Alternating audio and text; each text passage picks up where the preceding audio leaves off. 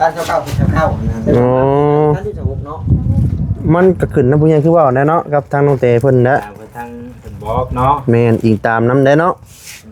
เอาวันไหนแหละ สมุก กะหก สิหกเนาะ จะได้นอนไว้นะว่าอะไรกัน เอาคันจะหกกะเฮากะที่เว้าหมู่คู่เลยเด้อ หาเลยได้ หาได้บ่ เอาฉันเลยบ่ เอา สิเลยได้ เอานี่ได้บ่ มากิน คอกเป็นได้บ่เนาะ โอ้ก็มีในถ้วยหนึ่งแหละสิครับ เอิ้นมานี่สิครับสิใช่ ชวนกันไปกันกบ น้องทิ้งชวนไปกันกบ ข้ามกันเนาะใจเย็น เฮาบอกนี่บ่คือเด้ ต้องเจ้าของเฮือน บอกได้นะ นี่นะ แต่ว่ามันก็ บ่งามเนาะ คนซื้อเพชรเพิ่นบ่เห็นเลยก็สิหาบ่าวแล้วเอาเพชร มีไผว่าในคลิปนี่ ถ้าว่าเจ้าอยากได้ Facebook เพิ่นน่ะช่องบ่เตียงกัน ในคลิปบ่ ทางยิตต่อแล้วหลาย ตาบุญมีเบอร์โทรแล้วเนาะสบายบ่ง่ายก็คือเพิ่นช่องทางติดต่อเพิ่นน่ะเพิ่นขึ้นไว้ใน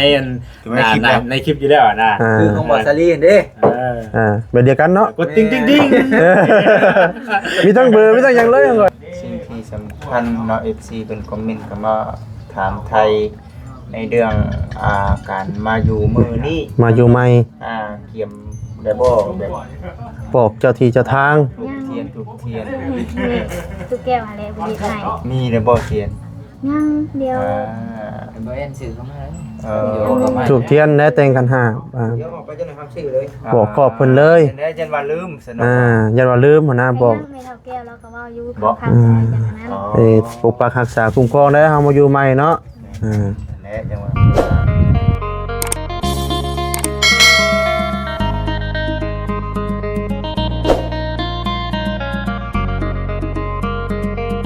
พี่น้องกันเนาะ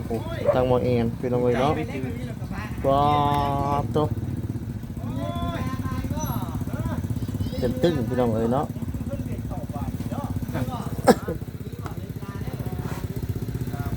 อาชีพของเก่า ชื่อของเก่าว่าเอ็นนี่เนาะ คือแท้หรือบ่คือแท้น่ะคือ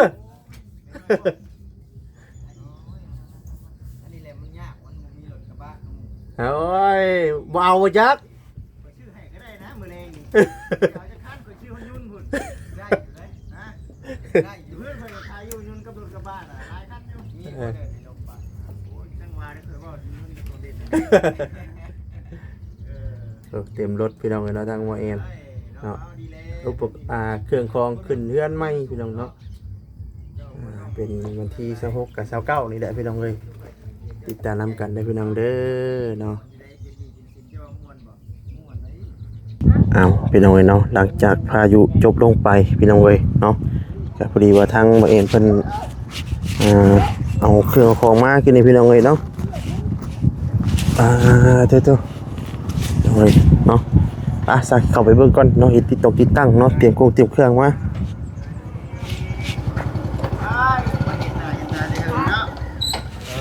ใครน่ะ เอาเครื่อง จักลูกถ่ายรูปกับโซลาเซลล์นี่ นี่ ถ้าว่าจอดบนเรือเราจักเนาะ ยิ้มเลย เดี๋ยวนี้บ่เฮือแล้วนะเพราะฝนตกแห้งบึ้มเนาะกินดีเนาะ จอดบนเรือเรา ชื่อว่าแล้วหรือบ่เอาไว้ดีๆนะตัว อ๋อมานี่กองเตรียมตึ้งบัดนี้เนาะ โต๊ะมันล่มแตกปุ๊บ สวัสดีเด้อเนาะสบายดี ก็เดียวเมื่อป้ากันเลย ย่างอยู่ เดี๋ยวว่าเครียดบ่แซนว่าบ่พี่แซนบ่ใส่สิหยังเนาะบ่แม่นบ่ บ่เด้มีแต่สิเอากระเจรถให้เราย่างเมื่อเนี่ยฮะ เกียร์ได้ไร เกียรติเจ้าเมื่อปากไว้เจ้าให้ไปคนนั่งอยู่พุ่น ป้าทำนี่ เ เกียร์รถจ้ะ นั่นน่ะสิได้จังสาเหตุ ก็ได้มาป้าทำนี่สิกันเนาะ ง้อได้กว่า ย่างเมื่อนั่นแหละ ฮะ ย่างมาลด เมื่อนั้นบ่เอ็นบ่ได้บ่ บ่ได้ บ่ให้เมื่อบ่นักรถบ่ นักรถ อ้า เมื่อนั้นรถคัน รถซาเล้งอันนี้ บ่ บ่ให้เมื่อนักรถอีกอย่าติดเตกอีก แค่เตะๆว่า มีแต่ย่างเมื่อไหร่กัน ป้าบัดนี้ย่างมีแต่ย่างเท่านั้นแหละเนาะ บ่ย่างก็นอกจากใช้นอนเดียว เฝ้าเพิ่นใหม่บ่เนาะเอาย่างมือคือเก่าแหละเนาะ นอกจากมีเฮ็ดอะไร ปอกมาเป็นตะข้อยเลย น้อ เนาะ งต้องแต่งก็ได้บ่แรงนี่ เป็นยามก็ได้ เป็นรปภบ่ แล้วพอคือได้โจรเห็นอยู่ได้ปุ๊บก่อนอยู่ไผว่า เขาโมเมนต์ที่เขาว่าตุ้ยโอ้เล่นลำบากว่าซั่นนะคือ เห็นปุ๊บเลย บ่แล้วก็จะเล่นบ่ทันหรอกว่าซั่นนะตุ้ยเด้ติดตั้งอันนั้นบ่ติดตั้งไฟโซลาร์เซลล์ไว้บ่ คอยซื้อมานี่เป็นบ่ถึงแดดก็สามารถหุบได้เด้ ว่าสร้างว่าวแท้บ่เห็น นี่แหละ เด้อสิไตเบิ่งเด้อ เรื่องมันเรื่องเนาะ มันบ่ถึงเอาเลย เอาเด้ มวยของว่าเองบ่จักในหมด ที่ผู้ซื้อไป บ่ แล้ว อ่านบ่จัก อ๋อตัวจี้ใช่ไปนั่นเลยเนาะ ซื้อบ่ถึงแดดสามารถหุบได้ มือเบ็ดมาดิ เริ่มตายเริ่มตายดิ โอ้เนี่ยปิดหมอดไว้มันสิเบ็ดนะเนาะ ปิดอยู่ แห้งแดดแห้งบ่มีซ้ำมาบ่แลงมืดตื้อเด้อ บ่แม่นเขามา เจ๊งเขาอยู่ แม่นบ่ ออกเขามาค่ำติ เดี๋ยวแล้วจะบ่เอามาแต่เว้นผู้บ่มีเดท ไปกลับเมื่อเด้ อ กินข้าวเลยเมื่อ เอาสบายดีเด้อเนาะสบายดี เพราะว่ากำลังเฮิง จังบ่เอ็มมันเป็นนั่นนะเด้อมันเป็นสูตรเด้อมันเป็นสูตร ทั้งนี้ดีกว่า เอาสบายดีเด้อว่าสลีเด้อ เด้อสบายดีเอา โอ้ยบ่จิตบ่แม่นหลักมือ เป็น ไป ไรนะพี่น้องเว้ากันคนโดดนี่ เออ บ่แม่นมือน่ะ จะได้บ่เอ็นนี่นะมื้ออื่นขึ้นเฮือนขึ้นซ่านนี่มื้อใดนี่ ก็เลือกขึ้นเฮือนขึ้นชานี่ที่เอาวันที่26บ่หรือวันที่29ตัวนี้นะ โอ้ บ่มี2วันนี่26กับ29 ต้องถามเจ้าของเฮือนเพิ่นนี่เด้อเพิ่นสิ ที่เอา26บ่มันจังมันจังไว ยังบ่ได้ถามเจ้าของเพิ่นเด้ จังได๋ซะน้องเอามื้อใด เนาะมันกับบวกครับ ทางผู้ใหญ่ เพื่อนกับผู้ใหญ่นะ ผู้ใหญ่แน่ได้บ่เอ็นได้ แม่น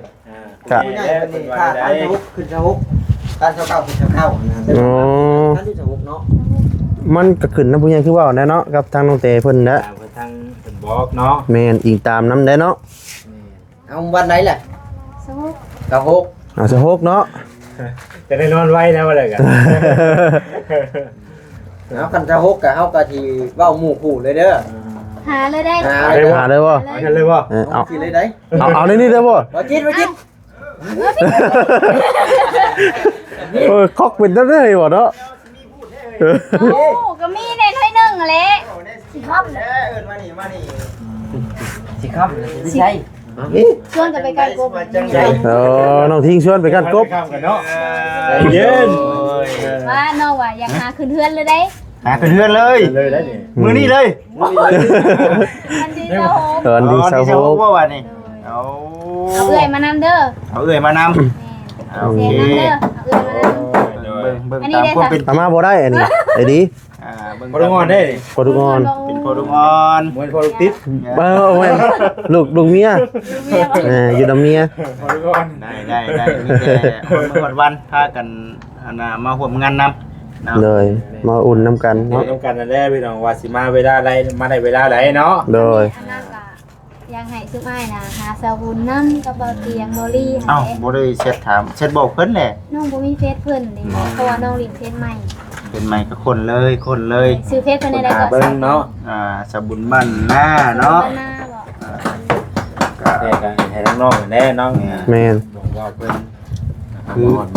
ที่เฮาบอกนี่บ่คือเด้บ่คือเด้ ต้องเจ้าของเฮือน บอกได้นะ แม่น แต่ว่ามันก็ บ่งามเนาะ คนซื้อเฟซเพิ่นบ่เห็นเลยก็สิหาบ่าวแล้วเอาเฟซ มีไผเว้าในคลิปนี่ ถ้าว่าเจ้าอยากได้ Facebook เพิ่นน่ะช่องบ่เตียงกัน ในคลิปบ่ ทางยิตต่อแล้วหลาย สาวุนมีเบอร์โทรแล้วเนาะสบายบ่ง่ายๆก็คือเพิ่นช่องทางติดต่อเพิ่นน่ะเพิ่นขึ้นไว้ในในคลิปอยู่แล้วนะ คือของบอสซารีเด้ แบบเดียวกันเนาะ กดติ๊งมีทั้งเบอร์มีทั้งหยังเลยทั้งเลยอ่ะ อย่าโทรทาง บอทแอปบอททางไลน์ทั้งหยัง คือบ่ยากพี่น้องถ้าว่าอยากฮู้ทางติดต่อเนาะ ทาง YouTube ก็ได้เห็นบ่ยาก เป็นยังไงเนาะบ่ทางน้องเพิ่นไว้ว่าเพิ่นบ่ฮู้ว่านะเพิ่นบ่ฮู้วิธีเนาะติดต่อหาหั่นนะ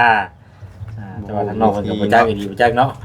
ถ้าแม่นว่าอันนั้นก็น้องก็สิโทรบอกเพิ่นนำแล้วก็ยังให้อ้ายนะไปบอกเพิ่นนำนะ แล้วคันนั่นก็สิเว้านำในคำว่าพ่อเพิ่นเนาะว่าสิเนาะจังได๋พ่อเพิ่นก็สิเว้าอยู่ดอก เสาไล่เนี่ยก็เดี๋ยวน้องโทรบอกเพิ่นเองสุดเสาไล่ ส่งข่าวอยู่ในผ่านช่อง ส่งซุมอ้ายนี่แหละ นี่ก็ได้เนาะหางบมาสิลำงัวให้กินเด้อ นี่ขึ้นไปได้นี่นะบ่เอ็น คนหลาย ก็คือการขึ้นนี่ก็ขึ้นแบบเรียบง่ายได้ ขึ้นแบบง่ายๆ แต่งคันธรรมดาเว่าสิ่งที่มันดีชื่อนะ อ๋อ มีงบที่จัดงานนะ เอาในการแบบกับเขาวกับน้ำนี่กันบ่ได้มีเนาะ มี เรื่องอายุได้กินนี่แถวบ่เอ็น บ่มี อ๋อ บ่มีงบนะบ่มีงบจำนวน มีแต่มายินดีนำเนาะ มีแต่มายินดีแบบว่าเอาทิ้งอย่าง3รอบน้ำยินดีน้ำน้องเพิ่นก็ ในกระปุกกอต่อแค่นั้นเนาะ หรือว่าคำว่าเฮาเอง คำว่าเฮานี่เอกนี่แหละ ใกล้คันเอาเองบ่ ใกล้คันเอาเอง แรกก็ให้แม่ตู้เรื่องนี้แต่งให้ ใกล้คัน เอาเอง เฮาก็ว่านั่นแหละมันดีกันแน่เนาะ แล้วก็สิไปหาผู้บ้านเพิ่นนี้ อ๋อ โดย แล้ว ไม่เห็นเนาะ แม่ ต้องฮอดไปเลยเนาะ มากิ อื่ น น น้ำ ได้บ่ เนาะ มีคำเลย อาควอนก้อนมื้อนี้เนาะตั้งแต่มาฮอดไปเอาเลย เป็นพาเห็ดพาวะเนาะ แล้วผู้ใหญ่เพิ่นแหล้ว แม่น มีงบ บ่ตี้ได้ครับแต่เฮาอีกก็ยังบ่ตี้ก็บันไดที่มันง่ายก็เฮ็ดเนาะ โดย ได้สำนี่นะ โอ้ยได้ซั่นนี่ยังถือว่าโอเคเด้นี่หลายพอสมควรเลยนี่ ถือว่าครบแล้วเลยนะพี่น้องเนาะเครื่องกัน เนาะมี เนาะ เนาะ นี่แหละ หมอเตงเฮกระปุกโอ้หมื้อนึงหมอแกง ย่องบ่เห็น บ่ครบแต่ท่าเดียว ยังแต่ทานเวลา มีเฮากระโดกพัดบัดนี้เนาะ ด้านนั้นมือใหม่ก็เข้ามา แมวสวยเขา เสื้อเข่าบ่เอ้านึกว่ากระโดกพัดด้วยแม่นบ่นี่ เอ้าก็ไปกระดกนะที่ กระโดกน้อยเนาะเสื้อเข่าเนาะ ช่วยเข้าไปแล้วช่วยมันก็บ่ติดเด้ เอากะไปซื้อไปตังเนาะ ไม่ใช่เป็นต่างนำติ แม่ มาข้างบ่อย่าฝนตกเนาะแม่นเด้ อย่าฝนตกเด้ สาดมาบ่ให้ทางนอกเพิ่นบ่ได้รับไปนอนเด้ ยันแพ้ต่างบ่ มันอยู่คุมคาคือดี มันได้เอาจังนั้นก็กินอันนึงบ่น่ะดอกไฟนึงบ่ สองอยู่เทั้ง สองหลอดผู้ใด เจ๋งคักปันยัง ที่สิบ่แล้วบ่ว่าไงน่ะ คิดแล้ว พอดีได้อันนั้นน่ะใต้แบบอึ่งมาอยู่เฮือนเลยมากับเก็บเอาอยู่เฮือนเลยอึ่งกะ สิว่าจะปิ้งด้วยน้ำนะหั่นน่ะไว้จับอึ่งว่ะ บกเลยเนาะบกเลยแล้วบกแล้ว น้ำใช่ไหมวะจิต เอาน้ำข้าง เพิ่นบ่เอิ้นกินนี่เด้ หันบ่โอ้ โอ้ยพี่น้องเนาะ อืม ก็คือว่าแหละพี่น้องเนาะคลิปนี้ก็สิได้จบแล้วก็เมื่อปะน้องเตกับน้อง คลิป ไว้ สุดท้ายหลังท้ายชุดเนาะผู้ใดมืออื่นผู้ใดป่านนี้พบกันใหม่ เบิ่งกันว่าเหตุการณ์เฮาเป็นจังไดก็กันว่าได้มาที่ก่อนก็มากันว่าไปทางอื่นก่อนก็ไปทางอื่นก่อนได้จังมาเออ ก็กับอีกอย่างก่อนอื่นสิ่งที่สำคัญเนาะ FC เป็นคอมเมนต์ก็มาถามไทยในเรื่องการมาอยู่มือนี้ มาอยู่ใหม่ เกี่ยมได้บ่แบบ บอกเจ้าที่เจ้าทาง ทุกเทียน ตุ๊กแก้วอะไรบ่มีให้ มีได้บ่เทียน ยังเดียว บ่แอนซื้อเข้ามา ถูกเทียนและแต่งกันหา เดี๋ยวออกไปจะหน่อยครับซื้อเลย บอกขอบเพิ่นเลย ได้จันว่าลืมสน อย่าว่าลืมหัวหน้าบอก ไม่เท่าแก้วแล้วก็ว่าอยู่ข้างๆจังนั้น ปกปักรักษาคุ้มครองได้เฮามาอยู่ใหม่เนาะ และจังว่าเพราะว่ามันยังอันนี้บ่ใช่ ไปมาอยู่นะ คนบ้านได้เมืองได้แล้วมาอยู่ บ่ดึมตึมตั้มแท้เฮ้ยบ่ใช่นะอันนี้ใครนี่เอาได้บอกเลยว่าได้ทุ่งจะตื่นเด้อ แบบเพิ่นท่วงบ่คือคนเฮาถามแล้วเนาะ แม่นนะยังว่านะ จังว่า เพราะว่าตั้งตาบ่เห็นเนาะ ไป ที่ให้ไม่เฮาเพิ่นได้ครอบให้เพิ่นก็ว่าอยู่เดี๋ยวสิเฮ็ดให้เพิ่น อยู่นำกันนะ ก็เฮ็ดนำกันนั่นแหละนะอยู่เจกันก็ได้นี่บอกขอบเพิ่น เพิ่นกันมื้อนี้ได้หลายแนวมื้อนี้เนาะได้หลายแนวอยู่มื้อนี้ แต่ว่าเป็น เราควรจะเป็นซอย เครื่องครัวนี่ครบไปแล้ว อันนี้ก็จะเป็นในเรื่องทางบ่เอ็นเพิ่นบอกว่าการขึ้นเรือนขึ้นชาตินี่คือเอาแบบว่าธรรมดาเด้อพี่น้องเด้อ ธร เนาะ รมดาเลยเอาง่ายๆเลยเรียกหาได้ซุ่มอ้ายซุ่มหยังนี่เลย คือว่าเนี่ยเนาะมันก็คำฮอมบ่มีเนาะฮอมบ่ นี่ มี อิงตามเฮาบ่มีนี่แหละ คำว่าเฮามีแน่สักหน่อยก็มีผ้าคลุมผ้า ผ้าเข้า เนาะแม่นบ่บ่ ผ้าเข้าผ้าขวัญ เด้อเบิ่งผ้าขวัญเนาะผ้าขวัญก็สิมีน้ำส้มน้ำหวานข้าวต้มข้าวนมก็ว่าไปเนาะอันนั้น โด เนาะ ย ก็นั่นแหละพี่น้องนะนั่นคือ บ่มีในจำนวนนั้นนะมีแต่ว่า5หมู่5คู่อยู่นี่เลยได้ ได้ เดี๋ยว พอเห็นกันบ่ยากนะเอาไก่น้อยตัวนึงมาเป็นผ้าคอนก็ได้ดอก ที่สำคัญก็คือบาอุลิบาบอสพูแล้ว แม่น เพราะว่าเฮาที่มันแก้ไม่ชื่อนะ โดย แต่มันเป็น เสร็จหาเพิ่นแล้ว เป็นนั่นน่ะก็ เข้ามา บอกเพิ่นนะบ่อย่าลืมบอกได้ เช็ดบอกว่าโอริว่าบอสนะเนาะ บอกว่าเข้ามาเด้อว่ามาฮอดแล้วมื้ออื่นก่อนเพิ่นว่า มีเพิ่นนี่บ่ได้นอนนะบ่แรงนี่ดีได้เนาะแม่ มื้ออื่นเพิ่นตอนเช้า เจ้าหน้าที่ว่าโอ้ไปนอนติดนะฮะบนเฮ็ดมื้อใด นั่นแหละก็ให้ ชื่อนะก่อน คือเห็นเบิดทุกคู่ทุกคนนั่นแหละพี่น้องเอ้ยเนาะโบกเบิดทุกคู่ทุกคนนั่นแหละเวลาขึ้นเพิ่นขึ้นชายก็ได้ เดี๋ยวมื้ออื่นก็เฮาก็สิบอกหมู่คู่นั่นแหละอันจริงๆกับหมู่คู่พุ่นเป็นคนบอกเฮาเนาะก็เพิ่นเฮ็ดเด้ตัวนี้ โอ้ก็จังว่าพี่น้องตัวนี้โอ้ ตัวนี้ก็อันจังหวะคือกันแน่นอนนี่ก็ได้ มีแต่นี่แหละก็ตามที่พี่น้องเนาะทั้งบ่เอ็นแล้วก็เฮ็ดตามที่ผู้ชมทั้งผู้รักผู้ใหญ่ทั้งบ่เอ็น หรือว่าให้ผมชื่อให้บ่ เดี๋ยวก็ ก็ได้ครับ บ่โอดีบ่บอสเนาะ ถ่ายคุณบ่ไทย กันว่าเพิ่น ถ่ายนี่บ่ มีประมาณเพิ่นก็แห่งอยากซอยพี่น้องเอ้ยเนาะ โดย บ่ได้ว่าไปก็ได้แค่ดีใจนำก็ผู้ใดพี่น้องเด้อเนาะจังไดก็ได้สำหรับมื้อนี้ก็ผู้ใดสิได้พากันกลับแล้วก็ให้กับทางน้องพักผ่อน แม่น มื้อ นี่ก็มื้อนี้ก็มาเมื่อยๆเนาะเมารถเมาล่างมาพร้อมเมาเย็นเมาเลดมาฝนอีกบัดนี้ งงได้ว่าจิตเนาะ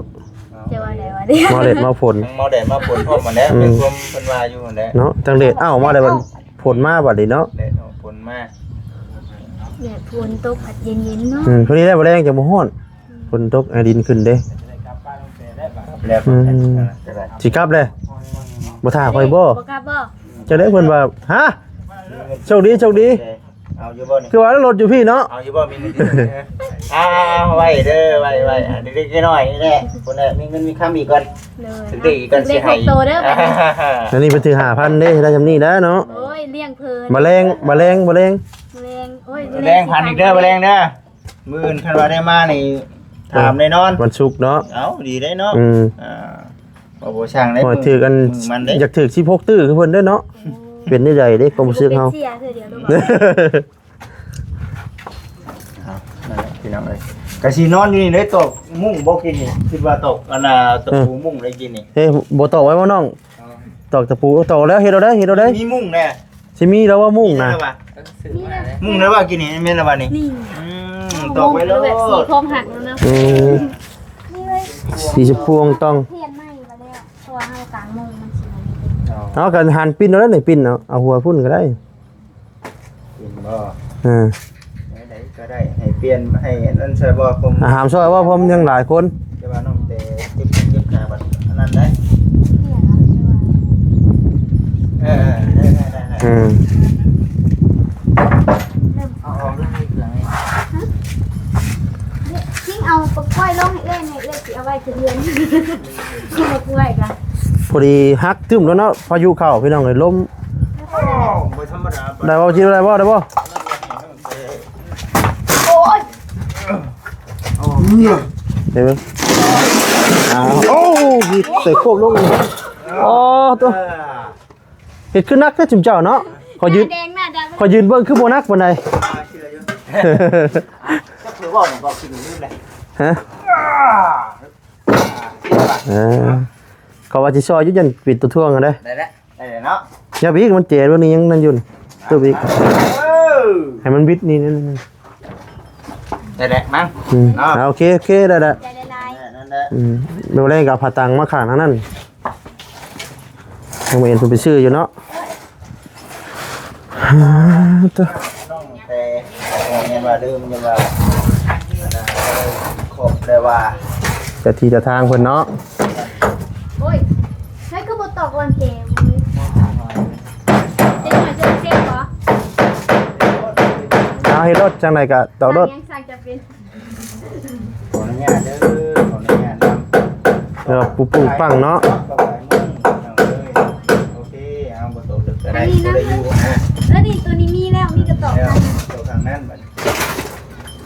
โอเค พอดีกลัวมุ่งเลยกลัวเตียงแล้วไปจักว่าจักพูดมุ่งนะคุณเราจะพูดซะบ่เห็นบ่ซื้อมานะ โอเคเรียบร้อย เปิดก็เด้อพี่น้องเนาะ เรียบร้อยลูกที่ถ้าลูกถ้าหลานนี่ก็ลืมเลย ลืมแล้ว ช่มันโอ้เบิ่งใช่ปะ เห็นเหรอตั้งหลังเนี่ยเพื่อจะเก่ากันมันเป็นหนังสือนี่ เดี๋ยวนะตัวใดเลย มันคือหลายโตแท้หา6ฟุตปุ๊บ เอา อ้าวมันตัวใดกันแจว่ามันบอไม้ เด้6ฟุตอยู่ในนี่ดิ6ฟุต6ฟุต6ฟุตพี่น้องเอ้ยไปเบิ่งตัวนอกมันหวยกับหลายโตได้เนาะ แม่ 6 7ฟุตปุ๊บโอ้ฮอด12ปุ๊บ มีรูปยก 6ฟุต6ฟุต6ฟุต เฮ้ยเราเอาขึ้นไปถึง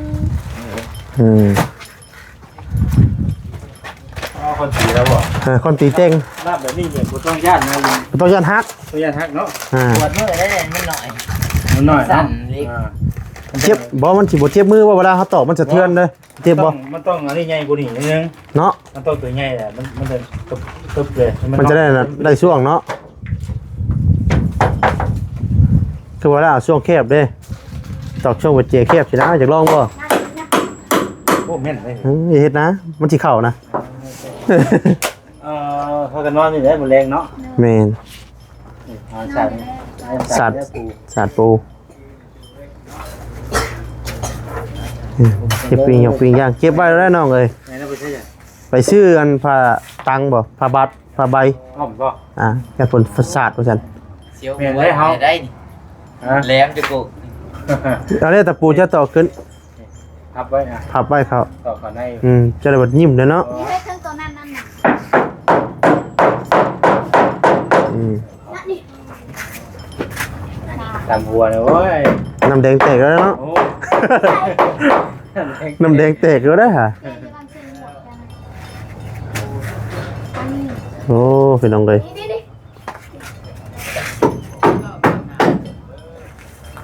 เขาก็ขังไว้เพราะได้นี่นะบังเนาะ แม่นเชี่ยแบบกลางค่ำคืนเด้อาชีพมันอยากโล่งอยู่เด้ ต่อป๊อกก็หันแล้วก็ต่อด้วยตะปู เลือ แต่ ด ส่วน เอาให้เขา ต่อด้วยตะปูเอาเนาะ แม่นต่อตะปูเอาก็สิอันหูเกาะมันก็มี ทางนึงหัน แม่นมันพอนั้นมีเนื้อบังในนะมันถึงโล่งโพด เอาบ่รับเลยเนาะ โอ้เดี๋ยวไปเท่าไหร่ก็จึงปึ้งอยู่ ไปบัดนี้ ป้าชนะกลับก็เด้อน้องเด้อบัดนี้เด้อเนาะเอาสบายดี สิครับเลยอ่ะคือไปกั้งเท่าไหร่ โอ้บ่นี่เด้อพอบ่เสียแล้วเปิดรถอีกแล้วจะมือป้าเด้เครียดกันอยู่เนาะ โย โอ้โหแท้ เออ เช้าเครียดเพิ่นเลยบ่ บ่เพิ่นบ่ง้อเด้อเฮาสิง้อเพิ่นเองบ่เลย ป้าบ่หยอกบ่เฮือนไปแล้วพี่น้องเอ้ยเนาะสิกลับก่อนบัดนี้มื้ออื่นพ้อกันใหม่พี่น้องเอ้ยเนาะตอนนี้ก็ฝนก็เช้าตกแล้วบัดนี้พี่น้องเอ้ยเนาะป้าเจ้าพี่น้องเอ้ยป้าผิดพลาดประการใดเนาะขอโทษขออภัยนํพี่น้องเนาะคำว่าคำใจใดทำความสวัสดีเนาะบ่บ่วนหูเนาะขอโทษขออภัยนํพี่น้องเอ้ยเนาะลำลาพระอาจารย์ไปก่อนแล้วอยู่ดีมีเฮงเบ้อสุขุสุขคนพี่น้องเอ้ยเนาะตอนนี้ก็นี่แหละไม่เนาะทางเสาของทางมิตู้แก้วกลับมาแล้วพี่น้องเนาะทางเบาลิบาบอสเพิ่นมาส่งเรียบร้อยพี่น้องเอ้ยเนาะแต่ว่าสิเฮ็ดมื้อใดก็นี่ก็ต้องรอติดตามนํกันพี่น้องเนาะว่าทางเบาลิบาบอสเพิ่นสิเฮ็ดมื้อใดพี่น้องเอ้ยเนาะลำลาไปก่อนบัดนี้พี่น้องเนาะอยู่ดีมีเฮงเบ้อทุกท่านทุกคนเนาะสำบายดีพี่น้องเนาะสำบายดี